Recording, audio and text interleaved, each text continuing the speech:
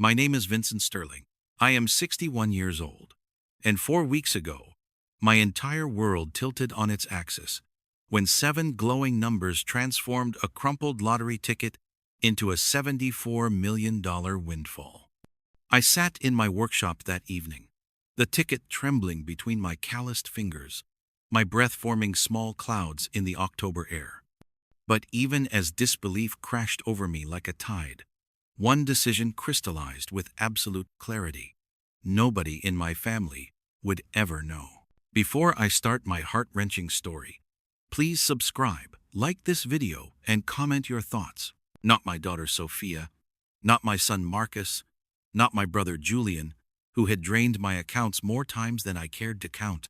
You see, in the Sterling family, affection had always been a currency, and I was about to discover exactly what my worth truly was to them. Here's the part that might shock you. Before I spent even a single dollar of that fortune, I decided to conduct an experiment. I wanted to know who would reach out if they believed I was desperate. Who would vanish when I needed them most? Who would finally show me their authentic face when the mask of necessity fell away? The answer would devastate me in ways I never anticipated, and it would change the course of every relationship I thought I understood. Don't forget to subscribe if you're enjoying this story, and let me know in the comments where you're listening from. The first night after those numbers blazed across my television screen, sleep eluded me entirely. I sat in my cluttered workshop, surrounded by half-finished woodworking projects and the familiar scent of sawdust, staring at that slip of paper under the harsh fluorescent light. $74 million. After taxes, perhaps $45 million. More wealth than 3 generations of Sterlings had ever imagined possessing. For a brief moment, the boy who had grown up in a cramped apartment above his father's failing hardware store wanted to burst through the door, to shout the news to anyone who would listen. But the man I had become, weathered by decades of family disappointments, understood better. I poured myself 3 fingers of whiskey, despite my cardiologist's stern warnings. The amber liquid caught the light as I swirled it, and I found myself remembering every instance when I had played the fool for the sake of family loyalty. Marcus had called me 18 months ago, his voice strained with manufactured urgency. "Dad, it's just 8,000. The startup is about to take off. I just need to bridge this gap." I had transferred the money before dawn broke.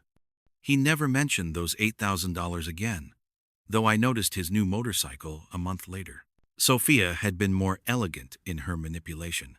She had invited me to lunch, talked about her children's college funds, mentioned how tight money was with her husband's medical practice just starting up.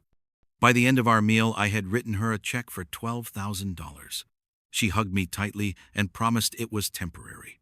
3 years later, she barely returned my calls unless she needed something.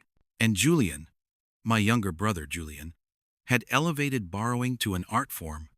Every holiday brought a new crisis: divorce, lawyer fees, failed business ventures, medical emergencies that somehow always required exactly the amount I had recently mentioned saving. He possessed an uncanny ability to make me feel guilty for having achieved even modest financial stability. I let the whiskey burn down my throat as the truth settled around me like a heavy coat. If I revealed my windfall, I knew exactly what would happen. They would circle like sharks, detecting blood in the water, each armed with urgent needs and heart-rending stories. What should have been a blessing would become a leash around my neck, binding me to their endless demands. The whiskey glass hit the workbench with a decisive thud. My decision was made. Silence would be my shield. Dawn crept through the workshop windows, casting long shadows across my tools. I brewed coffee, black and strong, the way my late wife Catherine had taught me to appreciate it, and opened my laptop. My fingers hesitated over the keyboard as I searched for information about claiming lottery prizes anonymously. That search led me down a rabbit hole of legal structures and privacy protections. I learned about blind trusts, shell companies, and the intricate ways wealth could be shielded from prying eyes. By noon, I had compiled a list of attorneys who specialized in exactly this kind of discretion. The irony wasn't lost on me. For 40 years, I had been the dependable one, the rock everyone leaned against during their storms. When Catherine battled cancer, and our insurance fell woefully short, when I was drowning in medical bills and working double shifts just to keep our heads above water, where had they been? Marcus was restructuring his business model and couldn't spare anything. Sophia was overwhelmed with the kids' expenses and could only manage thoughts and prayers. Julian was between jobs again, naturally, and suggested I should look into government assistance programs. It was my neighbor, old Mrs. Chen, who slipped an envelope under my door containing $300 and a note that simply read, "For Catherine's care. I wish it could be more." That memory stung now, sharp and clear. Mrs. Chen, living on Social Security, had shown more generosity than my own blood relatives. I picked up the phone and dialed the number for Morrison Associates, a law firm that specialized in estate planning and privacy protection. A crisp voice answered, "Morrison Associates, how may I help you?" "I need to speak with someone about establishing a blind trust," I said, my voice steadier than I felt. "It's regarding a significant windfall that needs to remain confidential." "Certainly, sir. We have an opening tomorrow at 2 o'clock. May I have your name for the appointment?" "Vincent Sterling." As I hung up, the workshop felt different somehow, charged with possibility and dread in equal measure. My home was modest, a small ranch house with a detached garage that I had converted into my workshop. Catherine and I had been happy here, content with our simple life. The thought of these rooms being invaded by relatives with their hands outstretched made my stomach turn. That evening, I sat on my back porch, watching the sun disappear behind the maple trees Catherine had planted years ago. My phone buzzed, a text message from Julian. "Hey brother, been thinking about you. Mind if I swing by this weekend? Could use some advice about a business opportunity?" I stared at those words, my jaw clenching. Business opportunity. That was Julian's code for needing money. The lottery ticket was safely hidden in my bedroom safe, but already I could feel the familiar claws reaching toward me. I didn't respond to the text. Not yet. Instead, I went inside and pulled out a legal pad, writing down names at the top of a fresh page. Marcus, Sophia, Julian, my sister-in-law, Rebecca. Each person who had taken from me over the years, who had confused my generosity with obligation. Tomorrow I would meet with the lawyer and begin building the walls that would protect my secret. But more than that, I was beginning to formulate a plan that would test each of them in ways they would never see coming. The offices of Morrison Associates occupied the 14th floor of a glass tower downtown, all polished marble and the subtle scent of expensive success. I felt underdressed in my best jacket, navy blue with slightly loose buttons, but the receptionist's smile was genuinely warm as she directed me to a conference room. Margaret Morrison was a woman in her 50s with silver hair pulled into an elegant chignon and eyes that missed nothing. She studied the lottery ticket I placed on the conference table with professional composure, though I caught the slight widening of her pupils. "Mr. Sterling," she said carefully, "you've certainly come to the right place. We can absolutely protect your identity and establish structures that will keep this windfall completely separate from your current life. But first, I need to understand your goals. What do you want this money to accomplish?" I had thought about this question during the sleepless night. "I want control," I said finally. "I want to be able to help people on my terms, when I choose to, without becoming a target for every sob story and emergency that walks through my door." Margaret nodded knowingly. "Family can be complicated when money enters the picture." "They don't know yet," I admitted, "and I'm not sure they ever will." "That's entirely your choice. We can establish a blind trust that will make it impossible for anyone to trace these assets back to you. The process takes about 3 weeks, but once it's complete, you'll have complete anonymity and control." Over the next hour, we discussed the mechanics of financial privacy, trustees who would never meet me face to face, accounts opened under corporate names, a paper trail that would lead nowhere. It was like constructing a fortress made of legal documents and bureaucratic maze. "There's one more thing," I said as our meeting concluded. "I may want to conduct some personal experiments with my family members. Nothing illegal, just testing their reactions to certain scenarios. Can the trust structure protect me from any blowback?" Margaret's smile was thin but understanding. "Mr. Sterling, as far as the law is concerned, you're simply a man of modest means who has consulted us about estate planning. Whatever personal relationships you choose to navigate is entirely your business." On the drive home, I felt a strange mixture of relief and anticipation. The fortress was being built, stone by legal stone. Soon I would have the protection I needed to discover the truth about the people who claimed to love me. That night, Julian's text was still unanswered on my phone. I stared at it for a long time before typing back, "This weekend works. Come by Saturday afternoon." The trap was beginning to take shape. Saturday afternoon arrived gray and drizzle-soaked, the kind of October day that made everything feel smaller and more claustrophobic. Julian showed up at my door wearing his usual confident smile and a leather jacket that probably cost more than my monthly grocery budget. "Vincent!" He embraced me with the kind of hearty backslapping that always felt like a performance. "You look good, brother. Really good." I let him into the living room, noting how his eyes swept the space, cataloging and evaluating. Julian had always been a quick study when it came to assessing what people had and what they might be willing to part with. "So," he said, settling into Catherine's old armchair without invitation, "I wanted to run this opportunity past you. There's this guy I know, runs a logistics company, and he's looking for silent partners. Small investment, huge upside potential." I poured him coffee from the pot I had prepared, keeping my expression neutral. "How small?" 15,000. "I know it sounds like a lot, but Vincent, this could set us both up for life. I'm putting in 20 myself, but I'm a little short right now with Rebecca's medical bills and all." Rebecca's medical bills. Julian's wife had been dealing with diabetes for years, a legitimate concern that he had learned to weaponize whenever he needed sympathy. I had helped with those bills before, multiple times. "Julian," I said slowly, settling into my own chair, "I need to be honest with you about something. I'm in a bit of a tight spot myself." His smile faltered slightly. "Oh?" I had rehearsed this moment, crafted the story carefully. "I made some investments last year. Thought I was being smart, diversifying for retirement. But the company collapsed. Fraud, apparently. I lost most of my savings." Julian's face went through a series of micro-expressions. Surprise, concern, and then something harder to read. Calculation, perhaps. "Jesus. Vincent, that's terrible. How much are we talking about?"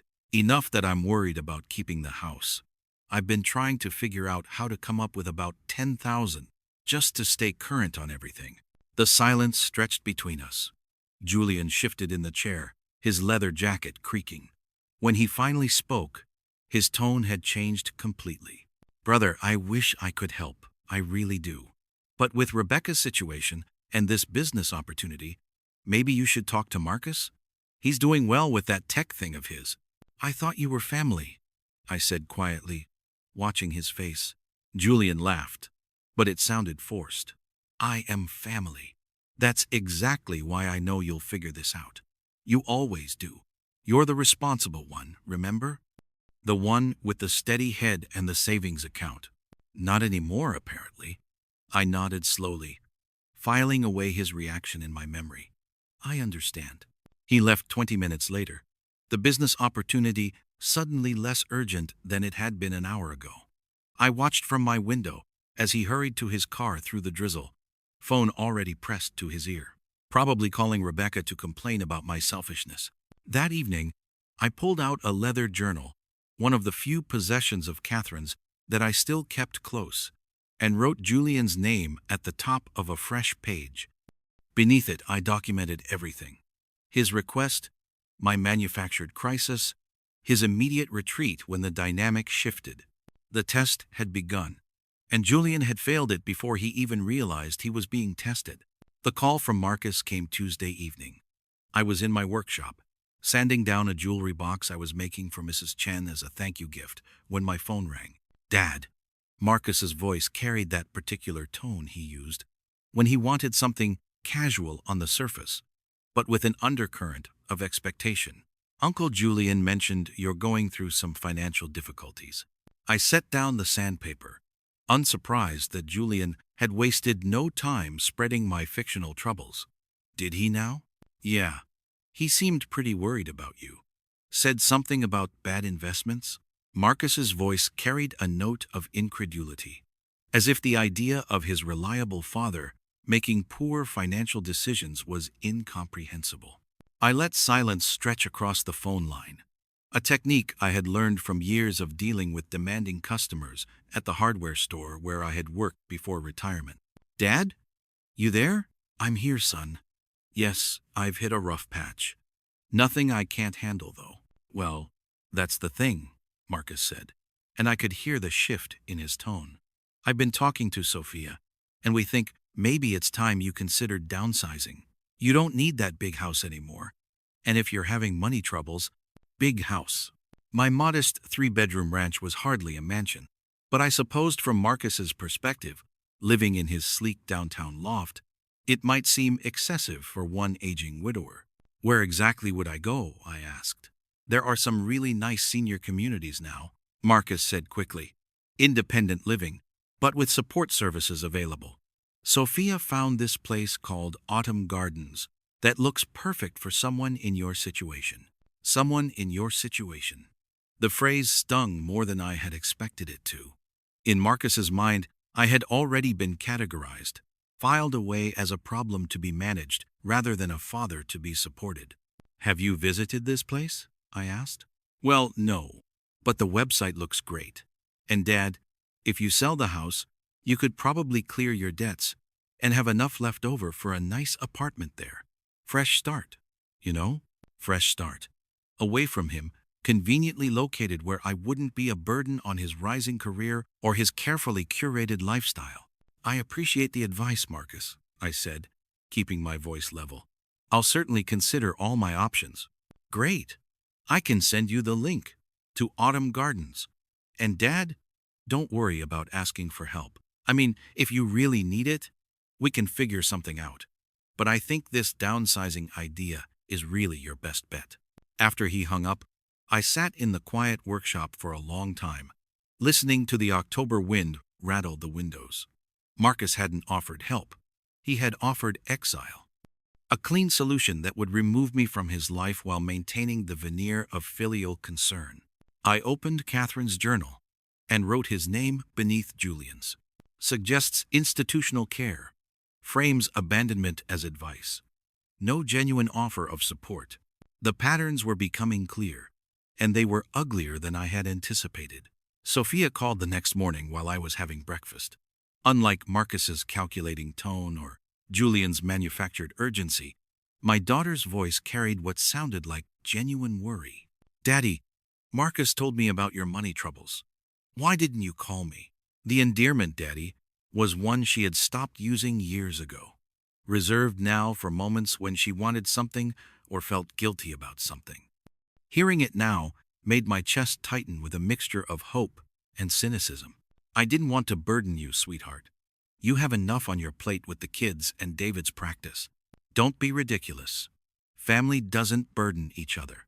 The words sounded right, but something in her delivery felt rehearsed. Marcus said, you might lose the house? It's possible, I admitted. I made some poor investment choices, and now the bills are coming due. Sophia was quiet for a moment, and I could hear children's voices in the background. My grandchildren, whom I saw perhaps twice a year despite living in the same city. How much do you need? She asked finally. The question hung in the air like a test. Not, how can I help? Or what do you need me to do? But the more transactional, how much? 10,000 would solve the immediate crisis, I said. Another pause. That's a lot, Daddy. David and I would have to move some money around. Maybe delay the kitchen renovation we planned. Her voice carried a note of resentment now, as if I had deliberately chosen to have financial problems at an inconvenient time. I understand it's difficult. No, no, she interrupted quickly. It's just the timing is really bad. Emma's starting violin lessons, and Jake needs orthodontics, and David's student loans are still so expensive. Each excuse felt like a small cut. The violin lessons that cost what I spent on groceries in 2 months.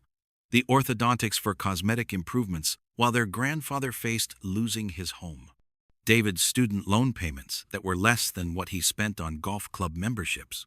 What if, Sophia paused, and I could hear the calculation in her silence. What if we helped you find a nice apartment? Somewhere smaller, easier to maintain. We could even help with the security deposit. There it was again. The same solution Marcus had offered, dressed up in slightly more palatable language. Remove the inconvenient father, relocate him somewhere manageable, and reduce the family obligations to birthday cards and occasional phone calls. That's very thoughtful of you, I said quietly. I mean, at your age, wouldn't it be nice to not worry about maintenance and yard work and all those big house responsibilities? And if you were in a nice senior community, you'd have built-in friends and activities. Senior community.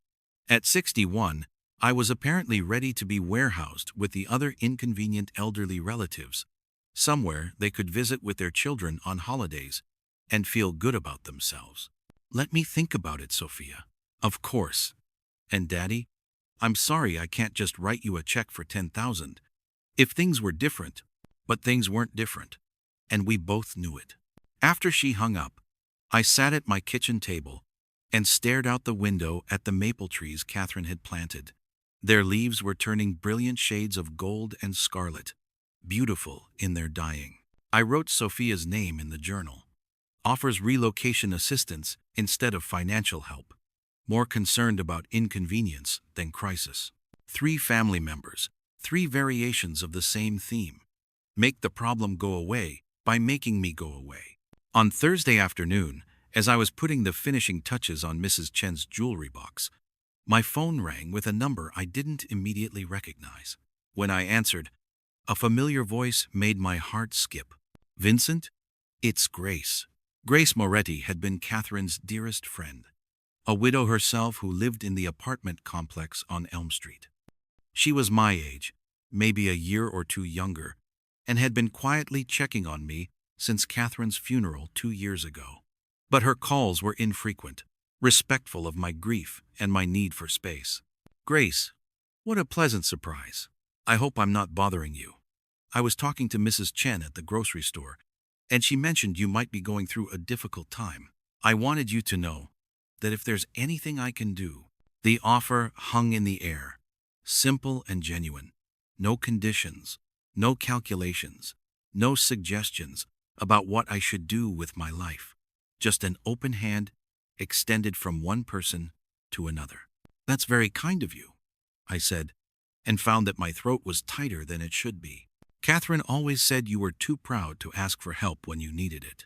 She made me promise that if anything ever happened to her, I'd keep an eye on you. Grace's voice was soft, tinged with the shared grief of missing my wife. Not that you need looking after, of course, but sometimes we all need someone to lean on. I closed my eyes, remembering Catherine's laugh, the way she had effortlessly maintained friendships that lasted decades. Grace had been at our wedding, had held my hand at Catherine's funeral, had quietly left casseroles in my freezer during those first dark months of widowhood. Grace, I said impulsively, would you like to have dinner this weekend? I could cook, or we could go somewhere nice. I would love that, she replied, and I could hear the smile in her voice. But let me cook. I've been experimenting with a new pasta recipe that needs a brave test subject. After we made plans for Saturday evening, I sat in my workshop, feeling something I hadn't experienced in weeks. Warmth. Not the calculated warmth of family obligation, but the genuine affection of someone who cared without agenda. It made the coldness of my children's responses even more stark by comparison. That evening, Julian called again. His voice carried a forced cheerfulness that immediately put me on guard. Hey, brother. I've been thinking about our conversation last weekend, about your money troubles. Oh? Well, I talked to this buddy of mine, guy who works in real estate, and he thinks your house could probably sell pretty quickly in this market, maybe even above asking price. I grip tightened on the phone. I see. Yeah. And I was thinking, if you need to sell anyway, maybe I could help you out. Take it off your hands for a fair price, save you the hassle of dealing with realtors and all that. Julian's voice was smooth now, persuasive. Keep it in the family, you know? Keep it in the family. The phrase had a beautiful ring to it, except that Julian's version of fair price would undoubtedly be anything but fair. What kind of price were you thinking? I asked. Well, given the circumstances, needing to sell quickly, the house needing some updates, I was thinking maybe $250. I could have cash in a week. $250,000 for a house that was worth at least $320,000, even in its current condition. Julian was offering me $70,000 less than market value, framing it as a favor. That seems low, I said carefully. Vincent, in a forced sale situation, you're not going to get full market value anyway. This way, you get cash fast, no inspection hassles, no financing contingencies. And it stays in the family. In the family, where Julian could flip it for $100,000 profit while I lived in some budget apartment complex, grateful for his generosity. Let me think about it, I said. Don't think too long, brother. These opportunities don't last forever. After he hung up, I added a new entry to Catherine's journal. Julian, predatory offer on house, frames exploitation as family favor. The picture was becoming clearer with each conversation. When they thought I was desperate, my family saw opportunity, not obligation. Saturday evening with Grace felt like stepping into a different world. Her apartment was small but warm, filled with books and plants and the kind of comfortable furniture that invited you to stay. She served her promised pasta, a delicious creation with roasted vegetables and herbs from her tiny balcony garden, and we talked about everything except my supposed financial crisis. Do you miss the hardware store? She asked over wine, her eyes curious and kind. Sometimes, I admitted, I miss feeling useful. These days, I rattle around in that house making furniture no one needs, trying to fill the hours. Catherine always said, your hands were magic with wood. She was so proud of that dining room table you made. The memory hit me like a gentle wave. Catherine had indeed treasured that table, had insisted we eat every meal at it, even when we were too tired to cook properly. It was still in my dining room, still polished to a warm glow, but I rarely used it anymore. She was biased, I said, but I was smiling, maybe. Or maybe she just saw what the rest of us see. Grace reached across the small table and briefly touched my hand. You're a good man, Vincent. Whatever troubles you're facing, don't let them make you forget that. The touch was brief, platonic, but it conveyed more genuine affection than I had felt from my own children in years. Here was someone who saw me as a person worth caring about, not a problem to be solved, or an asset to be managed. Grace, I said impulsively, if you found out someone you trusted had been lying to you for years, what would you do? She considered the question seriously, swirling wine in her glass. I suppose it would depend on why they were lying. Were they trying to protect someone? Or were they protecting themselves? What's the difference? Intent, she said simply. A lie to spare someone pain is different from a lie to spare yourself consequences. I thought about my own deception, the lottery ticket hidden in my safe, the fictional financial crisis I had created to test my family. Was I protecting myself or them? Or was I simply trying to learn a truth that might be too painful to discover any other way? What if the lie revealed something important about the people around you? I asked. Grace set down her wine glass and looked at me directly. Then you'd have to decide if knowing the truth was worth the cost of discovering it. After dinner, we sat on her small balcony watching the city lights twinkle below. The October air was crisp, but not cold, and Grace had wrapped herself in a soft shawl that made her look younger somehow. Vincent, she said quietly, I don't know what's troubling you, but I want you to know that whatever it is, you're not alone. Some of us care about you just because you're you, not because of what you can do for us. Her words hit me harder than I expected. I realized that in all my conversations with Marcus, Sophia, and Julian, none of them had asked how I was feeling about my supposed crisis. None had offered comfort or presence, only solutions that involved removing me from their lives. Thank you, I said, and meant it more than she could possibly know. Walking back to my house that night, I made a decision. The test would continue, but I would remember that there were people in the world like Grace, like Mrs. Chen, like Catherine's friend, who had offered help without condition. My family's failures didn't define all human nature, they only defined them. The following week brought a new level of desperation to my fictional crisis. I called Marcus first, letting exhaustion weigh down my voice. Son, I need to ask you something, and it's difficult for me. What's wrong, Dad? The bank called. They're starting foreclosure proceedings. I have 2 weeks to come up with $15,000 or I lose the house. The silence on the other end stretched so long I thought we had been disconnected. Dad, that's really serious. I know. I've been trying to figure out options, but I'm running out of time. I hate to ask, but is there any way you could help? Just with part of it? Another pause. When Marcus spoke again, his voice had taken on a different quality. Distant, almost clinical. Dad, have you contacted any of those reverse mortgage companies? Or maybe looked into bankruptcy protection? There might be legal ways to delay the foreclosure while you figure things out. Legal ways. Bureaucratic solutions. Anything except opening his own checkbook. Marcus, I'm not asking for charity. I could pay you back once I get back on my feet. It's not that simple, Dad. Sarah and I have our own financial commitments, and $15,000 is a significant amount. Maybe Uncle Julian could help? Or Sophia? The speed with which he deflected to other family members told me everything I needed to know. In his mind, his father's crisis was someone else's responsibility. I understand, I said quietly.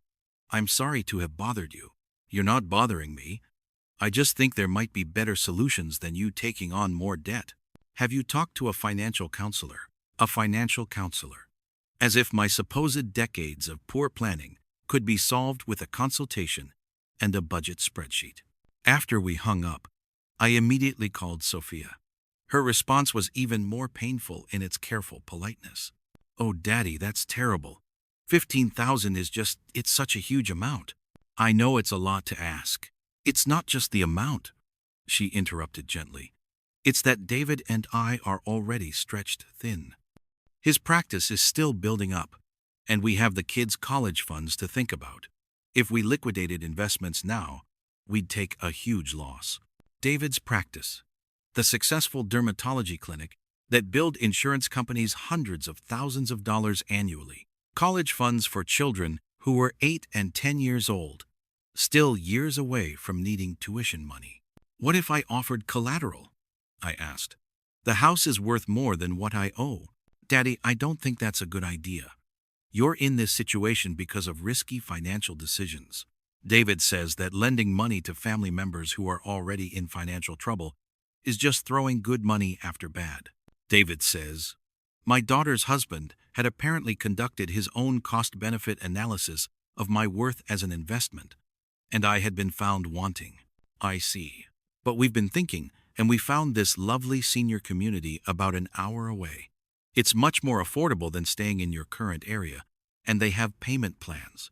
If you lose the house anyway, this could be a blessing in disguise.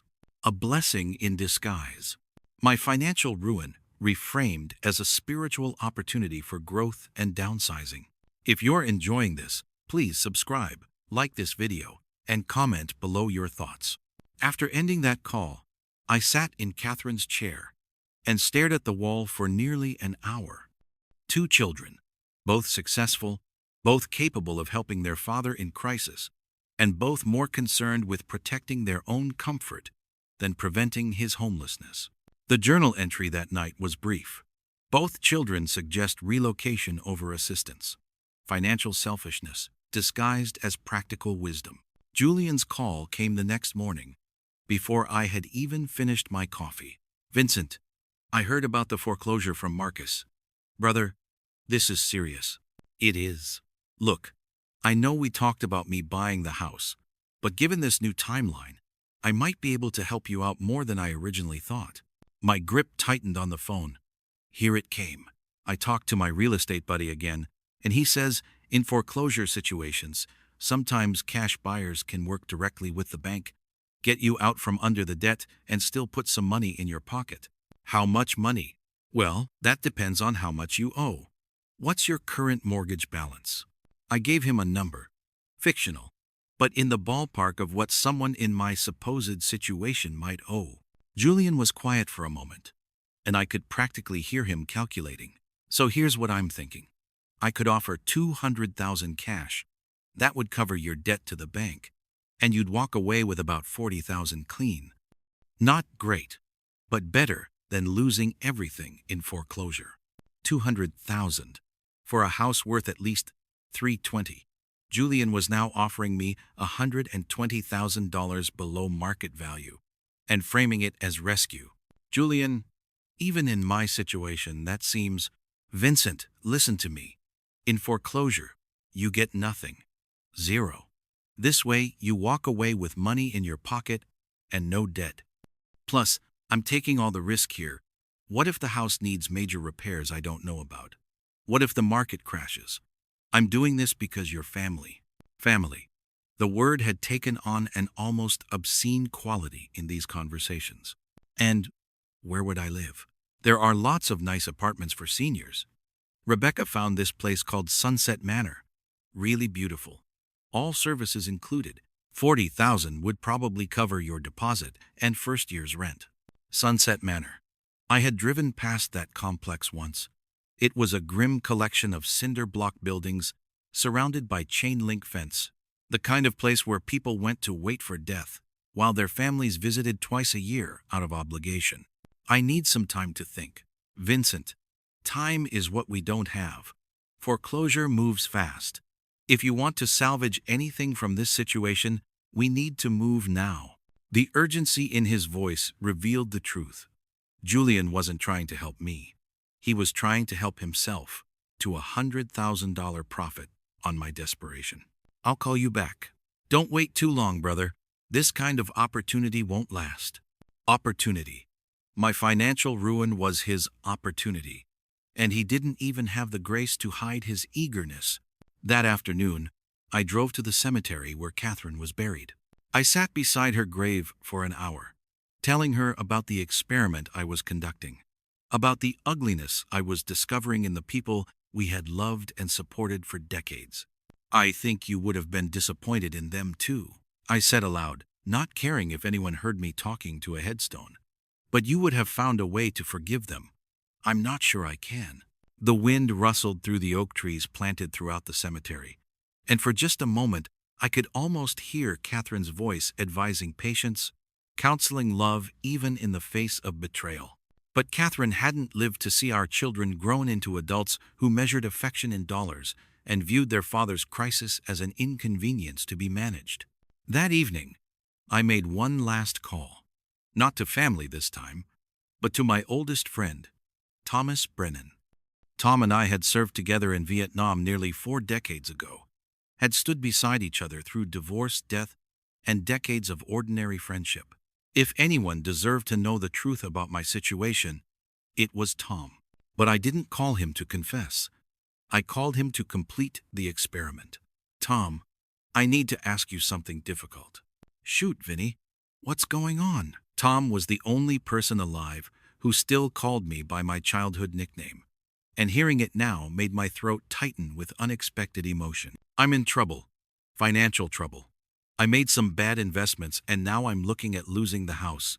I need about $15,000 to keep the bank from taking everything. The line was quiet for several seconds. Then Tom's gravelly voice came back, steady and sure. How fast do you need it? Not, why didn't you tell me sooner? Not, have you considered other options? Just, How fast do you need it? Tom, I can't ask you to. You're not asking. I'm offering. I've got some money sitting in CDs that aren't earning squat anyway. How fast? The bank wants payment by Friday. Then you'll have it Thursday. I'll drive it over myself. I closed my eyes, overwhelmed by the simplicity of his response. No conditions. No lectures about financial responsibility. No suggestions that I downsize my life to accommodate my failures. Just immediate, unconditional support. Tom, what if I can't pay you back? He laughed, a sound like sandpaper and affection. Vinny, we're both 60+ years old. If you can't pay me back before one of us croaks, I guess I'll consider it money well spent on keeping my oldest friend housed. After we hung up, I sat in the dark living room for a long time. Tom had passed the test I hadn't even meant to give him. A friend, not blood, not family, had offered more genuine help in one conversation than my own children had managed in weeks of manufactured crisis. The contrast was devastating and illuminating. I called Tom back the next morning. Tom, I need to tell you something, and you're probably going to want to punch me. Try me. So I told him. Everything. The lottery ticket, the manufactured crisis, the family members who had revealed themselves to be vultures in times of need. Tom listened without interruption until I finished. Well, he said finally, that's either the smartest thing you've ever done or the cruelest. I'm not sure which. I needed to know, and now you do. Question is, what are you going to do with that knowledge?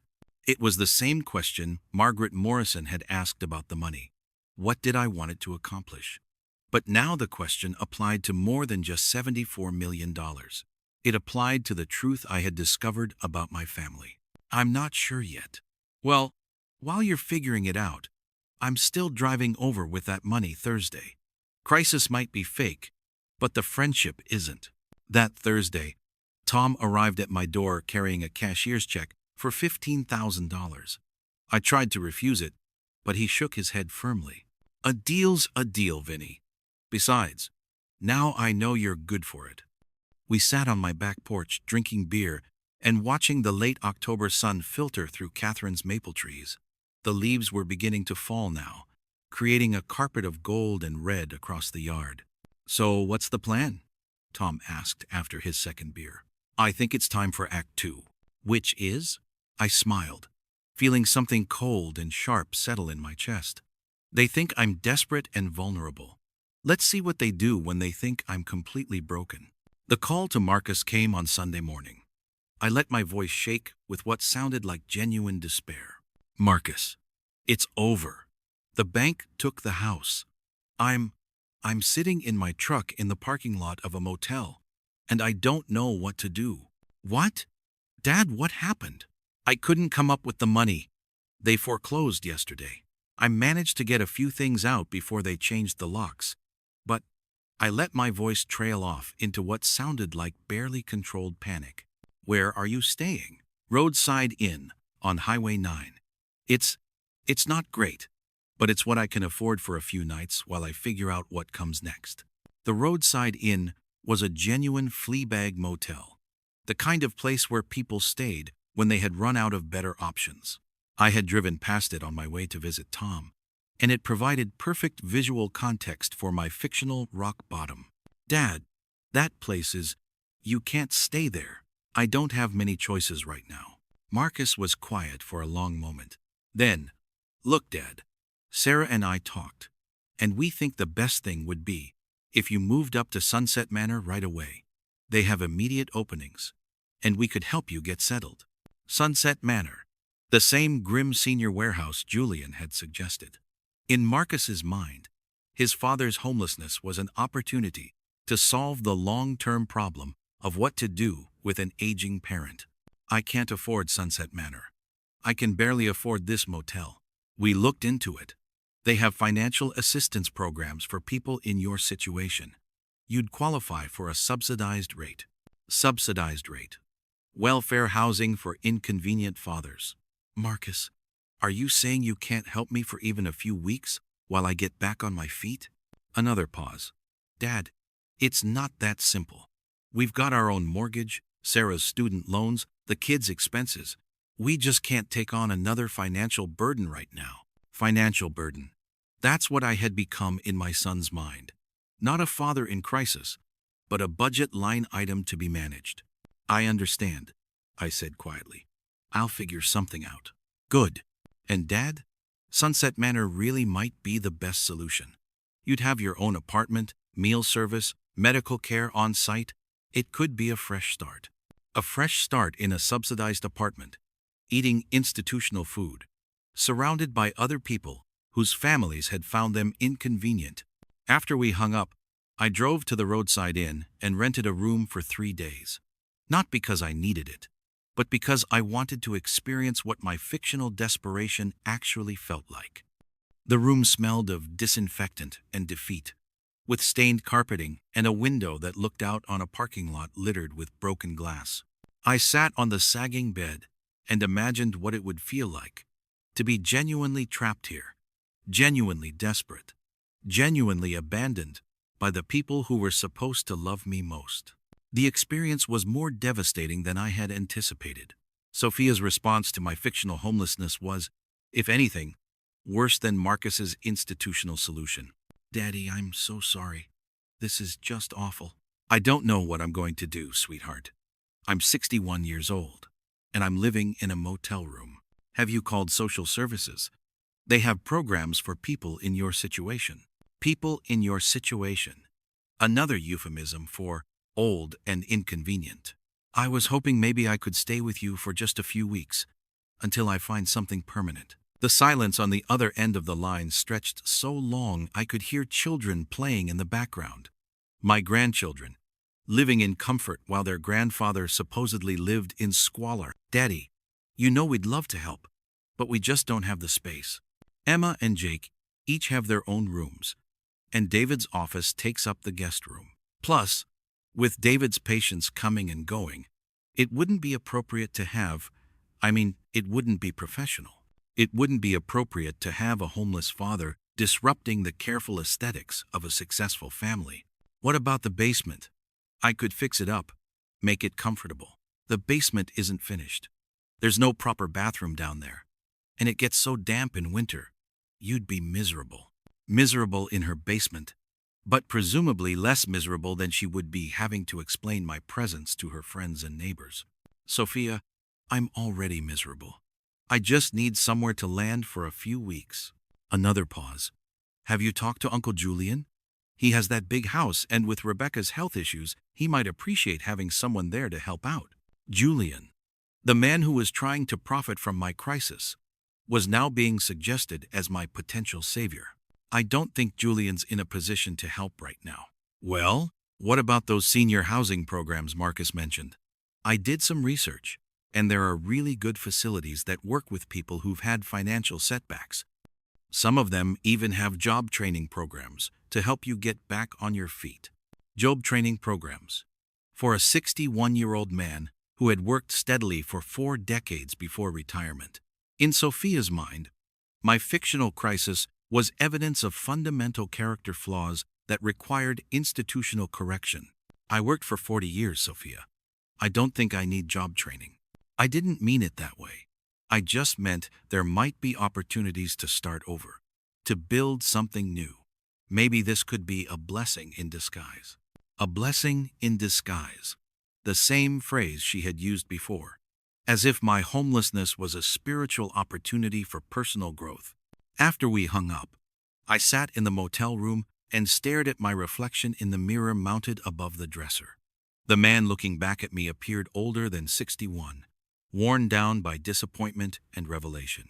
My children were willing to warehouse me in subsidized housing rather than open their comfortable homes for a few weeks. The depth of their selfishness was breathtaking in its casual cruelty. Julian's call came that evening, his voice bright with barely contained excitement. Vincent, I heard from Marcus about the house. Brother, I'm so sorry. It's done.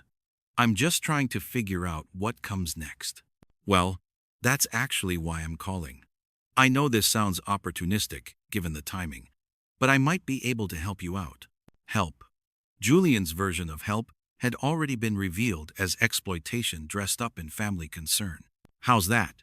Well, since the house is gone anyway, there's no point in crying over spilled milk. But Rebecca and I have been talking, and we think maybe you staying with us for a while might work out for everyone. I waited, knowing there would be conditions attached to this sudden generosity. Rebecca's diabetes has been getting worse, and she could really use someone around during the day while I'm working. Nothing too demanding, just making sure she takes her medication, helping with grocery shopping, maybe some light housework. There it was. Julian's offer of help came with the expectation that I would serve as unpaid medical assistant and housekeeper for his wife. What kind of living arrangements are you thinking about? We've got that room over the garage. It's not fancy, but it's private, and we could set up a little kitchenette. You'd basically have your own apartment. The room over the garage. I had been in Julian's house many times. The space he was describing was unfinished storage area with a concrete floor and no insulation. In winter, it would be barely habitable. And in exchange, like I said, just helping out with Rebecca, maybe 20 hours a week or so. And Vincent? This way you wouldn't have to worry about rent or utilities. We'd cover all that as family. 20 hours a week of unpaid labor in exchange for living in what amounted to a converted storage shed. Julian had found a way to acquire a live-in caregiver for his wife while convincing himself he was being charitable to his brother. That's generous of you to offer. Family takes care of family, right? And this way, you'd be getting back on your feet, instead of just sitting in some government housing program feeling sorry for yourself. Government housing programs where I would have more dignity and better living conditions than Julian was offering, but where he wouldn't benefit from my desperation. Let me think about it. Don't think too long. Rebecca's condition isn't getting better, and we might need to look at other options for her care if this doesn't work out. Other options. The threat was subtle but clear. Accept his exploitative offer, or he would be forced to spend his own money on professional care for his wife. After we hung up, I made notes in Catherine's journal. Julian offers servants' quarters in exchange for unpaid labor. Frames exploitation as family generosity. The pattern was complete. When they thought I was desperate, my family saw opportunity for their own benefit. None had offered genuine help. Each had offered ways to use my desperation to solve their own problems. Grace called while I was sitting in the motel room, staring at the water stain on the ceiling that looked like a map of some undiscovered country. Vincent, Mrs. Chen told me about your troubles. I wanted to call sooner, but I wasn't sure if you'd want to talk about it.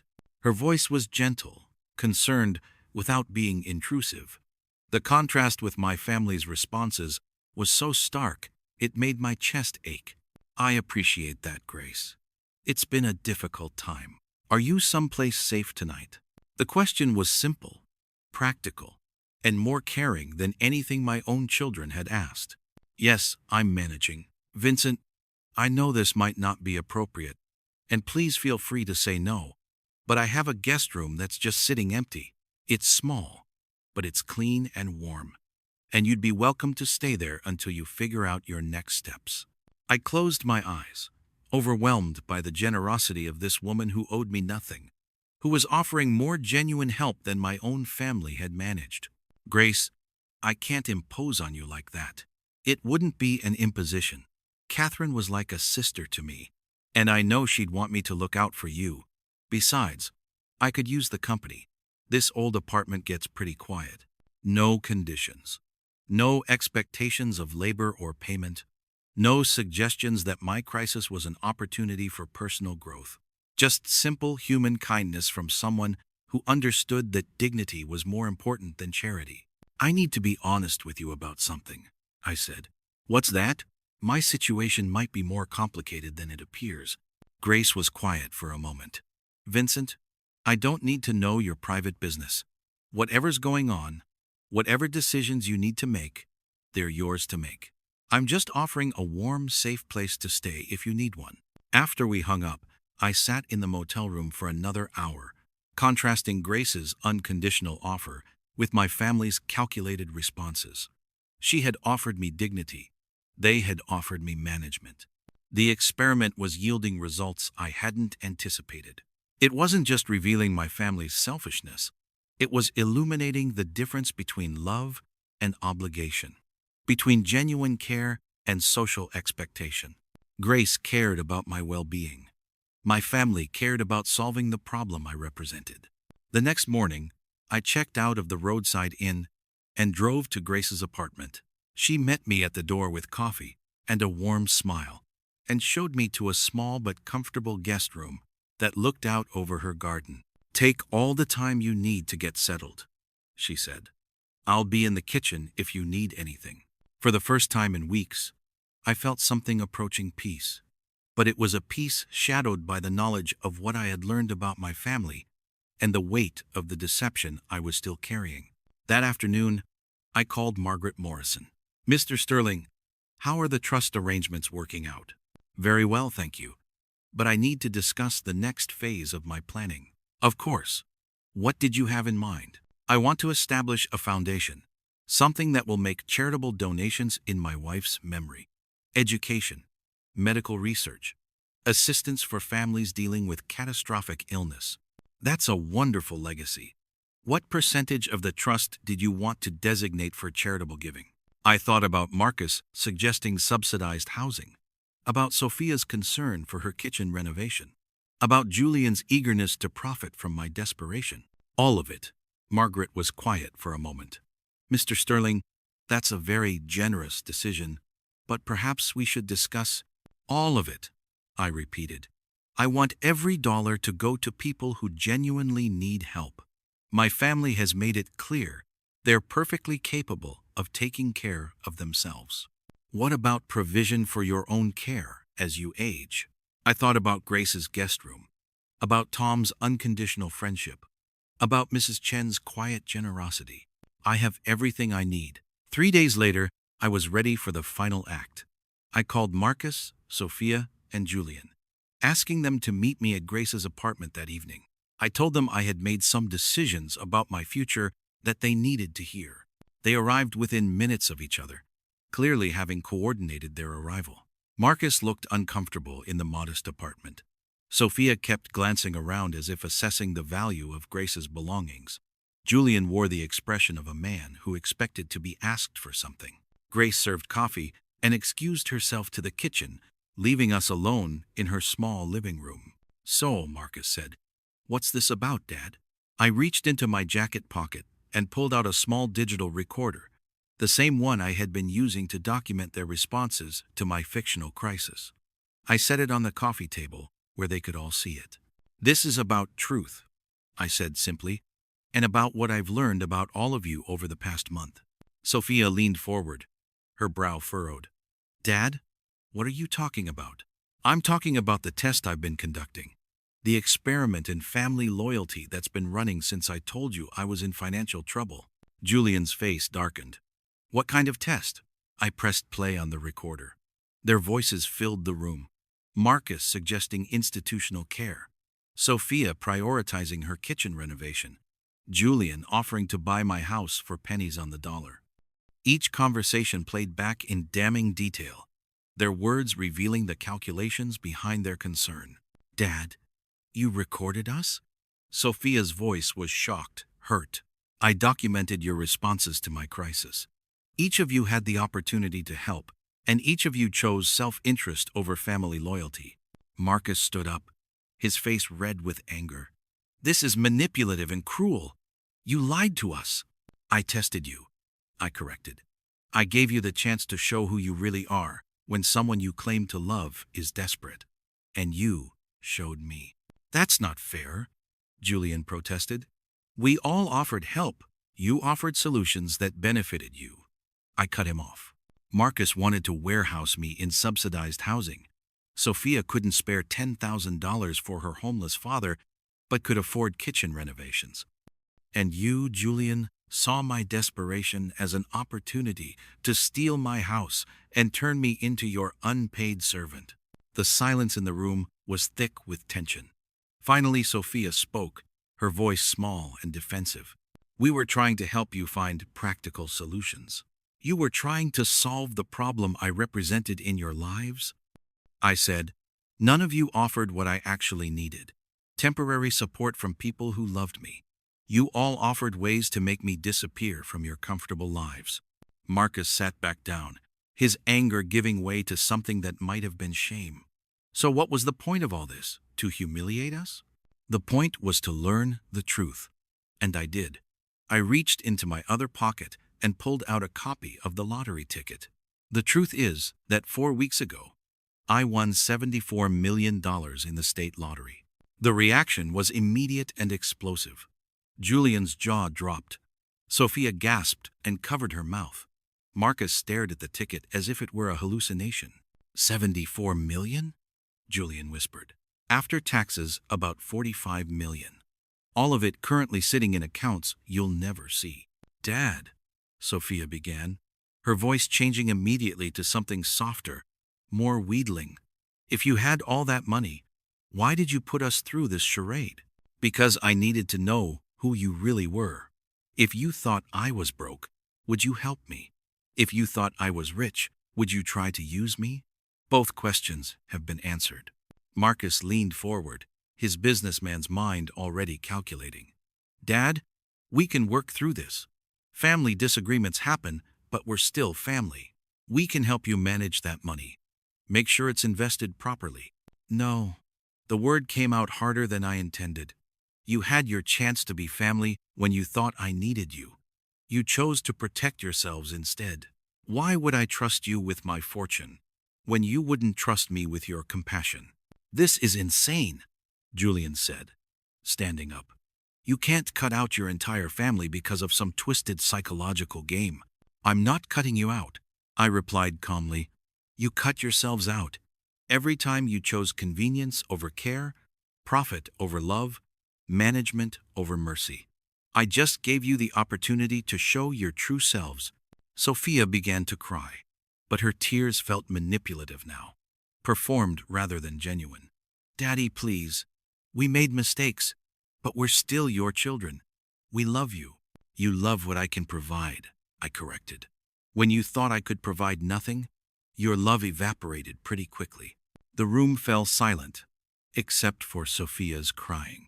Finally, Marcus spoke, his voice tight, with barely controlled emotion. So what now? You keep all that money and we never see you again? The money is going to charity, I said simply. All of it. The Catherine Sterling Foundation will provide assistance to families dealing with catastrophic illness, education scholarships for deserving students, and support for seniors who need help maintaining their dignity. You're giving away $74 million? Julian's voice cracked with disbelief. I'm investing it in people who understand the difference between love and leverage. And us? Sophia asked through her tears. I looked at each of them in turn. These people who shared my blood but had failed to share my values when it mattered most. You get to live with the knowledge of who you really are, I said. And I get to live with the peace of knowing the truth.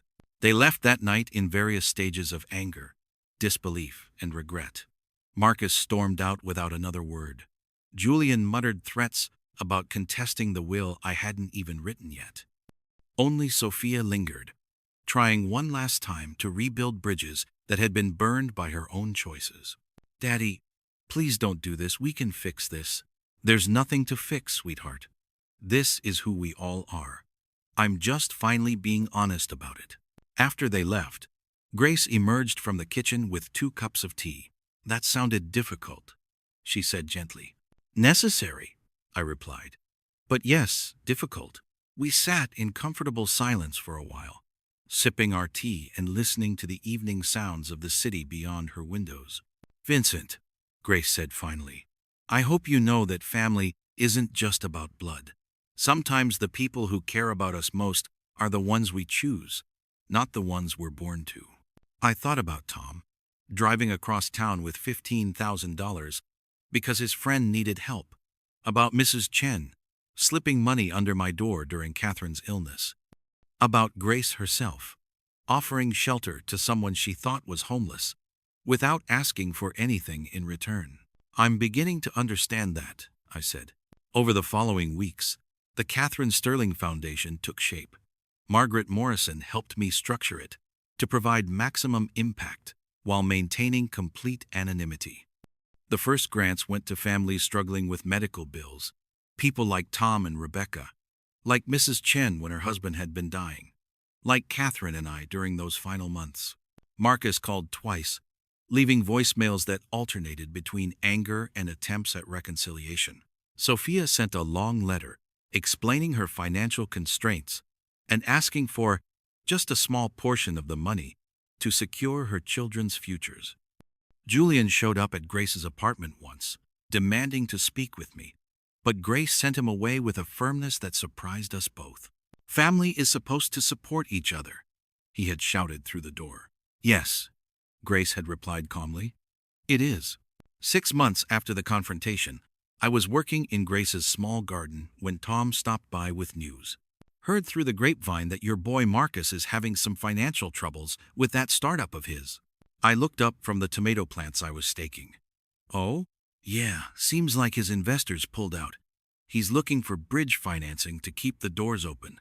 The old Vincent might have reached for his checkbook immediately, might have seen his son's crisis as an opportunity to rebuild their relationship. But I had learned the difference between helping and enabling, between love and transaction. "I hope he finds what he needs," I said simply. Tom studied my face. "You really meant it, didn't you? About cutting them off?" "I didn't cut them off, Tom. I just stopped letting them cut pieces off me."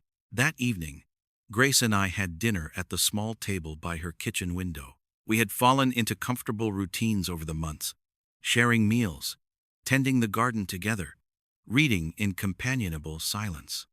It wasn't romance, exactly, but it was something deeper, genuine partnership built on mutual respect and affection. "Do you ever regret it?" she asked, as we cleared the dishes. "The test? The money? All of it?" I considered the question seriously. I regret learning what I learned about them, but I don't regret learning it, if that makes sense. It does. For 40 years, I thought family meant unconditional love and support. I learned that for my children and my brother, family meant conditional access to my resources. Better to know the truth than live in a comfortable lie. Grace nodded, drying a plate with careful attention. "And the money? Do you ever wish you'd kept some of it?" I looked around her small kitchen, thought about the modest but comfortable life we were building together, about the satisfaction I felt, knowing that Catherine's name was attached to scholarships and medical bill assistance and senior support programs. "The money served its purpose," I said. "It showed me who people really were. Now it's doing work that would make Catherine proud. I can't think of a better use for it." A year after my lottery win, I received a letter that made everything worthwhile. It was from a young woman named Sarah Martinez, a nursing student at the local community college. "Dear Mr. Sterling," it began, "I wanted to thank you for the Catherine Sterling Scholarship that made it possible for me to continue my education. I'm a single mother of 2, and without this assistance, I would have had to drop out of nursing school to take a full-time job. Because of your generosity, I'll be graduating next month and starting work at Children's Hospital. I wanted you to know that your gift isn't just helping me, it's helping every patient I'll care for over the next 30 years of my career." I showed the letter to Grace over breakfast. She read it with tears in her eyes. "This is what family looks like," she said softly. I agreed. Sarah Martinez, whom I would never meet, was more family to me than the children I had raised, because she understood the value of what she had been given and was using it to help others in turn. My phone rang occasionally. Marcus still called during financial crises. Sophia sent birthday cards with subtle hints about the children's expenses. Julian had started a new business and wondered if I might be interested in getting in on the ground floor. I listened politely and declined politely, and eventually the calls became less frequent. They had learned, finally, that I was no longer the man who would solve their problems with my checkbook. What they never learned was that by failing my test so completely, they had lost access to a fortune that could have changed their lives. But perhaps that was fitting. They had spent decades taking from me without gratitude, assuming that my resources existed for their benefit. Why should a windfall lottery ticket have been any different? The real fortune, I discovered, wasn't the $74 million. It was the clarity that money brought me about, who deserved my love, my time, and my energy. It was Grace's gentle companionship, Tom's loyal friendship, Mrs. Chen's quiet kindness. It was Sarah Martinez's gratitude, and the knowledge that Catherine's name was helping people who truly needed help. I had won the lottery twice, once with those 7 numbers on a slip of paper, and once when I learned the difference between family by blood and family by choice. The second fortune I kept.